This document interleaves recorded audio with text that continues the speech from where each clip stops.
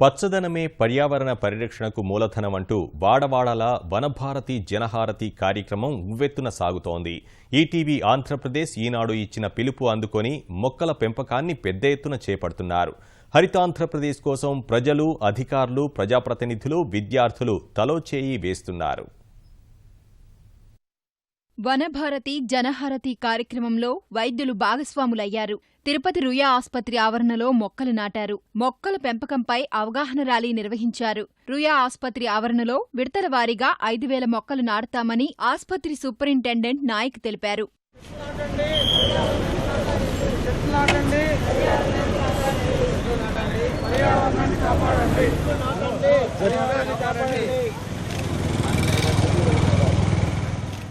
విశాఖ జిల్లా ఎస్ రాయవరం మండలంలోని గుడివాడలో 6,000 మొక్కలు నాటారు. పాయకరావుపేట ఎమ్మెల్యే అనిత ఈ కార్యక్రమాన్ని ప్రారంభించారు. విద్యార్థులతో కలిసి ఆమె ర్యాలీలో పాల్గొన్నారు. రోలుగుంట మండలం నిండుగొండలో 2,000 మొక్కలు నాటారు. గ్రామానికి చెందిన వ్యాపారవేత్త త్రిమూర్తులు తన సొంత నిధులు వెచ్చించి ఈనాడు ఈటీవీ స్ఫూర్తితో మొక్కల పెంపకానికి నాంది పలికారు. విశాఖ జిల్లా రోలుగుంట పీఏసీఎస్ కార్యాలయం వద్ద వైకాపా నాయకులు మొక్కలు నాటారు. పశ్చిమ గోదావరి జిల్లా జంగారెడ్డిగూడెం జిల్లా పరిషత్ ఉన్నత పాఠశాల విద్యార్థులకు అటవీశాఖ అధికారులు 6,000 మొక్కలు పంపిణీ చేశారు.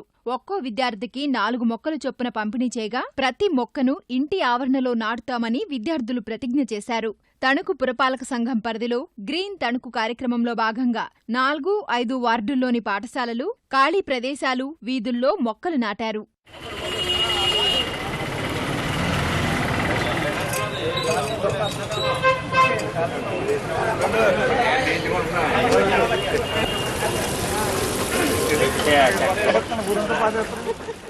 కృష్ణా జిల్లా గన్నవరం మండలం పురుషోత్తమపట్నంలో ఎమ్మెల్యే వల్లభనేని వంశీమోహన్ గ్రామస్తులతో కలిసి మొక్కలు నాటి నీళ్లు పోశారు. పర్యావరణ పరిరక్షణ కోసం ప్రతి ఒక్కరూ మొక్కలు నాటాలని పిలుపునిచ్చారు. కర్నూలులో ఆధునీకరించిన ట్రాఫిక్ పోలీస్ స్టేషన్ భవనాన్ని జిల్లా ఎస్పీ ఆకే రవికృష్ణ ప్రారంభించి పోలీస్ సిబ్బందితో కలిసి ప్రాంగణంలో మొక్కలు నాటారు. కడప జిల్లా రాజంపేట నియోజకవర్గంలోని నందలూరు గురుకుల పాఠశాల, మండల పరిషత్, తహసీల్దార్ కార్యాలయాల్లో దాదాపు 500 మంది విద్యార్థులు, సిబ్బంది మొక్కల పెంపకానికి శ్రీకారం చుట్టారు. ప్రతి ఒక్కరూ రహదారికి ఇరువైపులా మొక్కలు నాటారు. కార్యక్రమంలో ప్రభుత్వ విప్ మేడా మల్లికార్జున్ రెడ్డి పాల్గొన్నారు.